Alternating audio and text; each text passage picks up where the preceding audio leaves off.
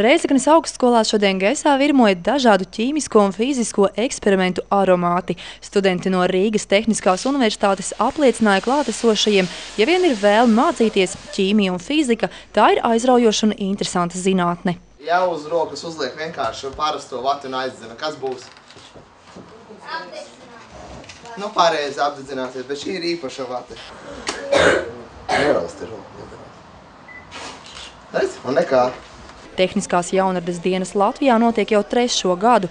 Pasākums tiek īstenots Latvijas Investīciju un attīstības aģentūras projekta ietveros, kur līdzfinansē Eiropas Reģionālās attīstības fonds.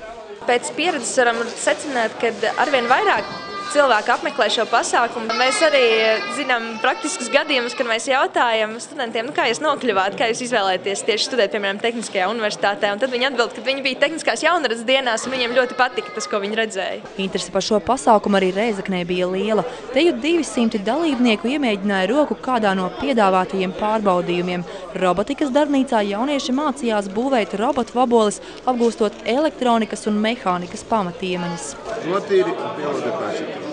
Izvelc cauri caurumiņam, jo pēc tam tur nāksies vēl lodēt klāt. Lai nekļūt nost, izvelc cauri. Jūs arī izvelkat kājām cauri. Jā, jūs jau ir. Es braucu tāpēc, ka klases biedri vecie teica, ka šeit bija jautri pagājuši gadu, tāpēc es arī gribēju atbraukt un pamēģināt. Nav sarežģīti, tomēr dažādas sarežģītas lietas jādara.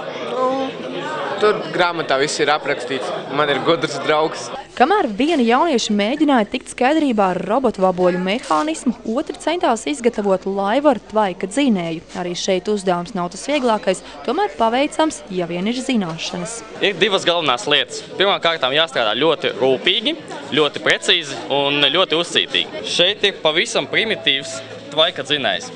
Reāli šajā rezervuārā iekšā ir ūdens, un viņš sāk vārīties. Kad viņš sāk vārīties, parādās tvaiks, un, kā mēs zinām, ja sāk vārīties, teiksim, kaut kādā katliņā ūdens, viņam tas vāks sāk lēkāt.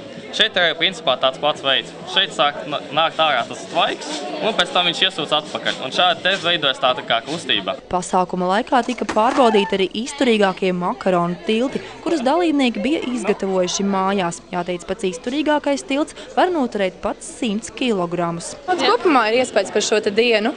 Forši īstenībā, ļoti forši, ka tādi pasākumi ir, kur bērniem tie aiziet, teiksim, un vienkārši kaut vai kopīgi kaut ko pataisīt, pastīties, ko citi dara, un tie paši eksperimenti ļoti interesanti bija. Es pati, sen laikam no skolas laikiem nebija kaut ko tādu redzējis. Tehniskās jaunradas dienu pasākumu paredzēta vēl arī nākamās nedēļas nogalē, kas notiks Jelgavā un Liepājā. Arī tur savā starpā sacentīsies jaunieši, radot jaunas tehniskas lietas. Diezgan labi. Nelielas haus,